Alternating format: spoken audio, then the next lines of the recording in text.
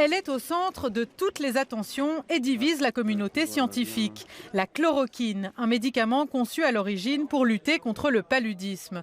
Mais il y a un mois, ce pôle de recherche à Marseille a commencé des tests sur des patients atteints de coronavirus. Sous la houlette du professeur Didier Raoult, qui dévoilait il y a quelques jours son étude sur 24 patients porteurs du coronavirus. Vous voyez en haut le pourcentage de positifs chez les gens qui n'ont pas reçu de plaquenil et vous voyez qu'au bout de 6 jours, il y a toujours 90% qui sont porteurs, tandis que quand vous mettez du plaquenil, au bout de 6 jours, il n'y a plus que 25% qui sont porteurs. La chloroquine, proposée par plusieurs laboratoires, a d'abord été utilisée en Chine. Le président des États-Unis s'y intéresse désormais.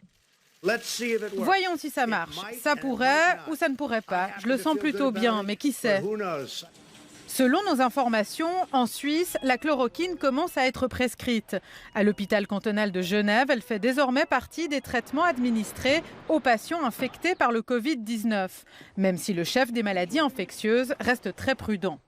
Ce qu'on a besoin, c'est des études qui comparent la chloroquine à ce qu'on appelle un médicament placebo, strictement similaire, donné à des très larges populations et si possible dans plusieurs centres différents, et que les résultats montrent qu'on a un effet clinique, qu'on guérit les patients lorsqu'ils reçoivent ce médicament versus ceux qui ne le reçoivent pas.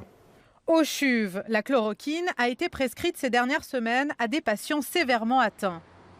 Comme on est en situation d'urgence et qu'on n'a pas d'autres traitements disponibles, on a un faisceau d'indices qui nous dirait que peut-être la chloroquine est efficace en ce sens qu'elle diminue la sévérité de la maladie, elle diminue un peu la durée d'hospitalisation, elle réduit les problèmes, disons les altérations radiologiques, et puis elle diminue un peu l'excrétion du virus. Selon le professeur Janton, les réserves de chloroquine sont maigres en Suisse. Les cantons seraient en train de s'organiser et d'adopter une ligne commune.